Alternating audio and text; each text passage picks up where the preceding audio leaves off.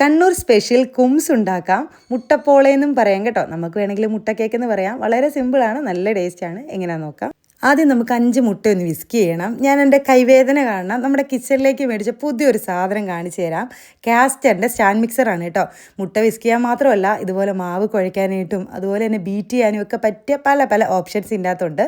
ആദ്യം നമുക്കൊരു 5 മുട്ട ആ ഒരു ബൗളിലേക്ക് പൊട്ടിച്ചിട്ട് ഇതുപോലെ ഒന്ന് വിസ്ക് ചെയ്തെടുക്കാം. ഒരു 2 3 സ്പീഡിലൊക്കെ വെക്കുമ്പോൾ തന്നെ നന്നായിട്ട് ഈ മുട്ട ഒന്ന് പതഞ്ഞ് വരുന്നുണ്ട്. ഇനി ഇതിലേക്ക് ഒരു 3/4 കപ്പ് പഞ്ചസാര ഇട്ട് കൊടുത്തിട്ട് ഒന്നും കൂടെ ഒന്ന് വിസ്ക് ചെയ്തെടുക്കാം. കൂടെ കുറച്ച് ഏലക്കാപ്പൊടിയും കൂടെ ഞാൻ ചേർത്ത് കൊടുക്കുന്നുണ്ട് കേട്ടോ. വാനില എസൻസ് ആണെങ്കിലും മതി. പഴയ കാലത്തൊക്കെ ഏലക്കാപ്പൊടി തന്നെയാണ് ചേർത്ത് കൊടുത്തത്. അതുകൂടെ ചേർത്ത് ഇതുപോലെ നന്നായിട്ട് പതഞ്ഞ് പൊങ്ങി വന്നിട്ടുണ്ട്.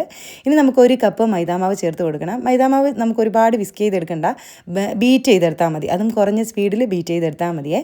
മൈദാമാവ് കുറച്ചായിട്ട് ഇട്ട് വേണം ബീറ്റ് ചെയ്തെടുക്കാൻ. ഇതാ ഈ ഒരു ഹോളിലൂടെ ഇട്ട് കൊടുത്തിട്ട് ബീറ്റ് ചെയ്തെടുത്താൽ മതി. അപ്പോൾ ഇതെല്ലാം കൂടെ നന്നായിട്ട് ഈ ഒരു പരുവത്തിൽ കിട്ടണം. എന്നാലേ ഉള്ളൂ പോള നന്നായിട്ട് പൊങ്ങി വരത്തുള്ളൂ.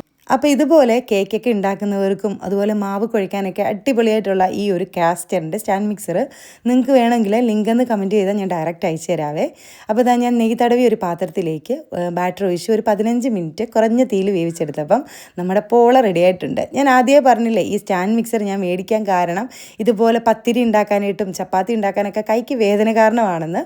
പത്തിരിക്കും അതുപോലെ ചപ്പാത്തിക്കും ഒക്കെ നല്ല അടിപൊളിയായിട്ട് ഈ ഒരു സ്റ്റാൻഡ് മിക്സറിൽ നമുക്ക് കുഴച്ചെടുക്കാൻ വേണ്ടി പറ്റും കേട്ടോ. കൈക്കൊന്നും ഒട്ടും ബലം കൊടുക്കാതെ.